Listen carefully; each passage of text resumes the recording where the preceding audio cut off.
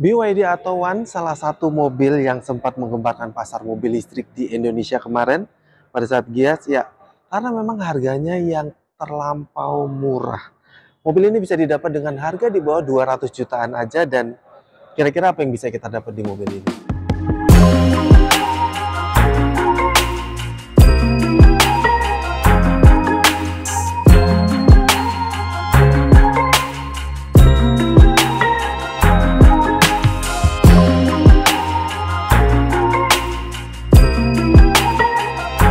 By the way, gue sekarang lagi ada di BYD Arista Depok. Jadi kalian kalau mau cek-cek unit BYD apa aja yang di sini, kalian langsung aja datang ke showroomnya ini, tepatnya ada di Jalan Margonda, Depok. Nah, kalau kalian mau cek via telepon atau via WhatsApp, kalian bisa cek ke nomor yang ada di bawah gue ini.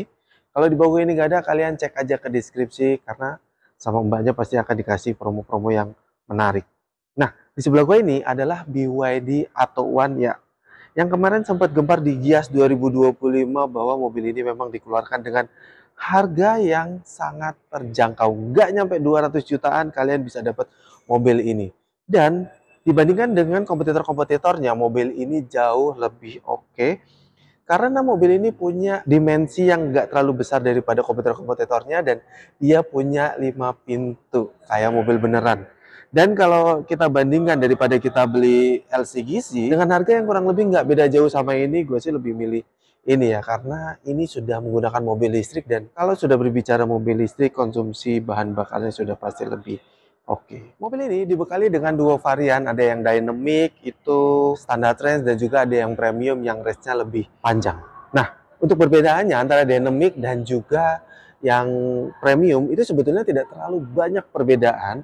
Sebagian besar mobilnya punya fitur-fitur dan semuanya yang hampir sama, tapi memang yang dynamic agak sedikit dikurangin. Tapi yang paling mencolok adalah mobil ini itu dia punya range yang nggak dekat, karena range-nya itu 300 kilometeran untuk yang tipe paling rendah atau yang standar range. Kalau kalian mau beli yang tipe premium, dia itu jaraknya bisa sampai 380 kilometeran. Nah, kalau kita bicara desain, sebenarnya secara desain antara dynamic dan juga yang premium tidak terlalu beda jauh ya. Desainnya kalau gua lihat-lihat itu mirip-mirip kayak sebuah Lamborghini, tapi ini berbentuk sebuah crossover dari BYD. Kemudian dari sisi kelampuan, DRL-nya cukup menarik, dan dia dilengkapi dengan sebuah proji. Nah, di sini ada warna hitam doff di bumper-bumpernya sini sampai dengan ke bawah, tapi di sini ada warna bodi juga yang memang kalau dilihat secara sepintas ya mirip-mirip kayak sebuah Lamborghini. Nah, kalau kalian lihat di depan sini tuh dia ada tongolan gitu ya, ada tongolan gitu. Ini sebenarnya tempatnya kamera 360 sebetulnya, cuman ini memang nggak ada, jadi dia bohongan aja. Dan di sini ada kayak tempat sensor gitu, tapi ini bohongan juga karena memang di mobil ini belum ada. Kalau beralih ke sampingnya, mobilnya tuh tampil crossover banget ya, dengan lekukan-lekukan yang memang tajam, terutama lekukannya ada di sini nih. Ini lekukannya tajam banget nih, dari bodinya masuk ke dalam terus keluar lagi, membuat sebuah side skirt yang tampilannya sporty, dan dia punya over fender tipis banget dari belakang sampai dengan ke depan, dan dia handle-nya tuh rata.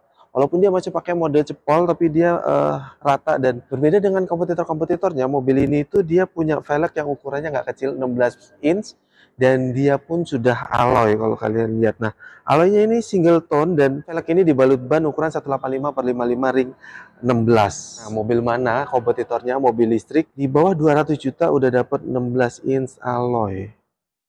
Nah, untuk sistem pengereman depan belakang dia sudah disc, dan dia punya spion yang nggak begitu besar, dan ini di sini ada NFC-nya buat akses mobil ini pakai kartu, dan set lamp-nya tuh ada di belakang sini, dan memang dia tuh sewarna body. Kemudian untuk charging-nya dia ada di depan sini.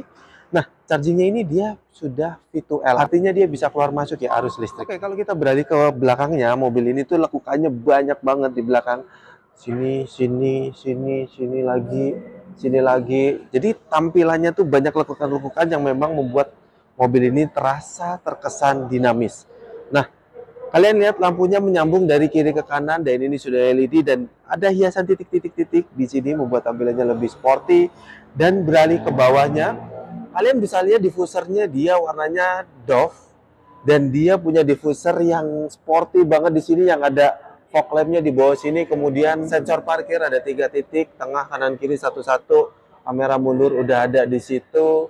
dan reflektor kanan kiri, kemudian hiasan-hiasan lain tidak terlalu banyak, tulisan ATO, EV, BYD.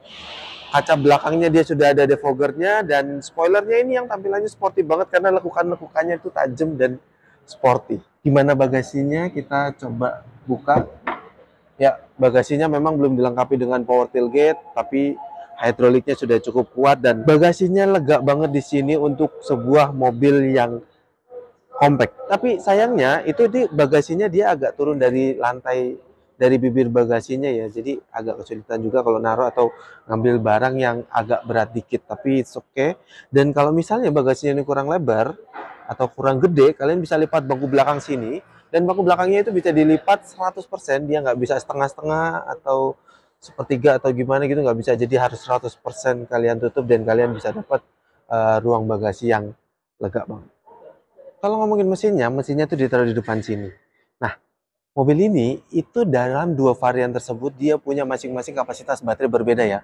Kalau yang Dynamic itu dia punya kapasitas baterai 30-an kilowatt hours, yaitu yang tadi gue bilang range-nya itu sekitar 300 km. Kemudian yang premium itu dia kapasitas baterainya 38,8 kilowatt hour dan dia bisa menempuh jarak 380 km. Harganya nggak nyampe 200 juta, kita dapat range yang segitu gedenya. Motor listriknya ini dia punya tenaga itu sekitar 70-an HP ya, torsinya itu di angka 135 Nm dan semuanya disalurkan ke dua roda depan, dan sistem keamanan yang sudah disematkan ke mobil ini juga itu tidak sedikit. Kalau ngomongin dimensinya, mobil ini itu punya panjang yang hampir 4 meteran ya. Kemudian lebarnya tuh dia lebih lebar dari kompetitornya karena lebarnya 1,7 meteran lebih dan tingginya dia cuma 1,5 meteran.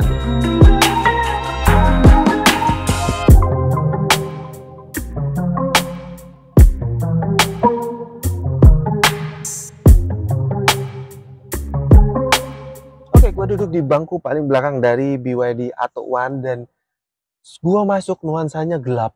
Atas ini gelap, tapi ini ada ornamen-ornamen agak terangnya sedikit, dan pas gua duduk, itu posisi duduknya nyaman banget buat kanan kirinya ya. Tapi kalau kalian duduk bertiga di sini, yang tengah udah pasti kurang nyaman.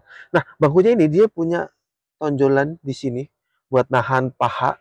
Walaupun dia sudah berusaha dengan baik, tapi paha gue masih gantung, belum yang enak buat duduk banget. Tapi kalau misalnya kaki kita masukin ke bangku depan gitu, posisinya udah lumayan ya, dan paha gue tersangga dengan baik. Nah, di mobil ini memang dia disediakan dengan 3 buah headrest dan tiga-tiganya memang bisa di adjustable, dan by the way, gue nggak perlu adjustable headrestnya, dia udah sangat nyaman untuk kita dudukin, dan posisi duduknya pun menurut gua nyaman walaupun dia fix ya, nggak bisa di adjustable. Nah, di pintunya door panelnya tuh dia plastik keras ya, tapi yang warnanya nggak hitam ini dia tuh empuk semua ya, mau yang di handle-nya mau yang di armrestnya sini dia tuh empuk semua, dan dia sudah disemati dengan power window yang sudah memang otomatis turun aja ya, naiknya dia masih manual. Kemudian di bawahnya ada bottle holder sama tempat penyimpanan yang memang nggak begitu besar. Nah, kalau kita lihat headroom gua itu satu telapak tangan dapat, tapi kalau senderan ya agak nempel, cuman ya masih ada space. Kemudian ini legroom gua gede, jadi sangat enak, dan di tengah sini kita tuh dapat tempat penyimpanan juga di situ. Tapi sayangnya gua dari tadi nyari USB slot di belakang sini nggak dapet. Oke, gua duduk di bangku paling depan dari BYD Atto One. Di mobil ini tampilan dashboardnya tuh khas BYD ya. Lekukan-lekukannya banyak banget dan desainnya tuh bener-bener desainnya BYD banget. Nah, untuk di mobil yang seharga segini, kalian jangan berharap dapat material yang oke-oke ya di dashboardnya. Tapi mobil ini ngasih material yang oke di sini nih. Ini empuk ya, empuk sampai dengan sini, bahkan sini juga empuk nih. Jadi walaupun harganya murah, tapi apa yang kita dapat pun nggak murahan di mobil ini.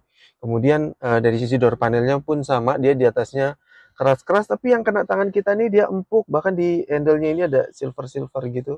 One silver, sini abu-abu ya, dia empuk juga. Nah, mobil ini dia sudah disemati dengan 4 buah power window. Empat-empatnya otomatis turun, tapi naiknya dia masih manual, dan nggak lupa juga dia ada door lock, Windows lock, sama ada electric mirror, tapi memang dia belum electric retract ya. Kalau kita berbicara ke dashboardnya sini, perpaduan warnanya tuh gelap, sama-sama gelap ya, karena ini warna abu-abu, ini warna hitam, tapi di sini ada list silvernya, terus kemudian ini entertain sistemnya di tengah yang ukurannya kayaknya sekitar 10,8 atau 10 ini ya, pokoknya segitulah ya. Tapi ini sayangnya kalau menurut kami itu bezelnya terlalu tebel ya. Kalau dia bezelnya lebih tipis gitu lebih oke ya. Tapi di mobil ini dia itu dilengkapi sama banyak menu dan bahkan mobil ini sudah dilengkapi juga dengan Apple CarPlay dan juga Android Auto dan sudah wireless by the way. Nah, di entertain systemnya sini ada vehicle image. Kalau kita pencet tuh dia tampilan layar kamera belakang aja karena memang mobil ini belum dilengkapi dengan kamera 360 ya untuk tipe yang dynamic. Sayangnya untuk yang BYD atau One ini layar tengahnya ini dia nggak bisa rotate ya. Kalau yang BYD lain itu dia bisa rotate, bisa landscape atau portrait gitu ya. Kalau yang ini dia memang belum bisa. Nah, kemudian di entertain systemnya sini kita juga bisa mengatur segala macam bentuk settingan di mobilnya dan kalau misalnya nggak mau lewat sini kita juga dapat pencet-pencetan di sini nih. Bukan pencet-pencetan, ini putar-putaran dan ini mirip sama BYD Dolphin. Balik lagi ke entertain systemnya, di entertain systemnya tuh ada TPMS, Tire Pressure Monitoring System. Jadi sudah cukup baik. Kemudian transmisinya di sini, paling kiri ini video volume, di tengah-tengahnya tombolan buat sistem keAC-an, ada juga auto hold dan ada mode salju dan ada mode berkendara. Nah, mode berkendara di mobil ini tuh ada 3 ya. Ada Eco, ada normal, ada sport. Nah, terus kisi AC-nya di bawahnya seperti ini. Nah, ini kayak gantung gitu ya dan di bawahnya tuh bolong lebar banget. Jadi tempat penyimpanan yang terbuka dan di situ ada 2 buah USB slot, satu Type A, satu Type C dan juga ada port outlet 12 volt dan ada memory slotnya buat micro SD buat connectivity ke entertain systemnya. Kemudian di sini ada apa namanya, tempat naruh handphone dan ini bukan wireless charging kalau yang dynamic ini dan ini ada bottle holder 2 biji dan armrest yang gue bilang tadi ini bahannya empuk tapi memang ini enggak ada tempat penyimpanan tertutupnya. Tempat penyimpanan tertutupnya ada di sini yang dia sudah soft opening dan lumayan besar dan setirnya dia menggunakan flat bottom dan ini kayak model kulit jeruk tapi kulit jeruknya kecil-kecil gitu ya. Jadi kerasa keset banget di sini dan tombol-tombolan udah biasa di mobil-mobil sekarang ada, tuas-tuasan, dan setirnya ini dia bisa di style tilt dan belum teleskopik kalau yang dynamic, tapi untuk yang tipe premium dia udah. Nah, bangkunya ini dia bisa di style maju mundur, kemudian sama recliningnya ya. Tapi dia belum ada high adjusternya untuk yang dynamic, tapi yang untuk yang premium dia 6 way ya by the way. Spion tengah sini dia ada dynamic view-nya walaupun masih manual dan sini ada tombol-tombolan kosong, bukan tombol-tombolan kosong sih, memang nggak ada tombol-tombolannya. Dan ini ada lampu baca yang memang sudah LED dan ini ada sun visor yang ada kacanya dan ada lampunya yang nyala kalau kacanya kita buka.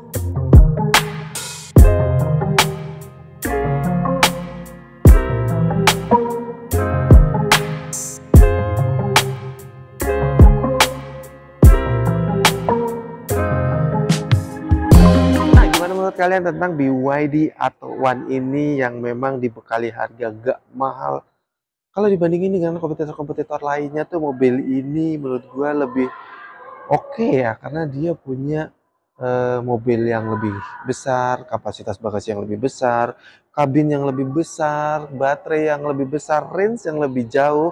Jadi menurut kami mobil ini worth it buat kita punya. Kalau menurut kalian gimana? Komen di kolom komentar. Mungkin itu dulu video dari kami. Jangan lupa untuk like, komen, dan share semua video kami di sosial media Anda.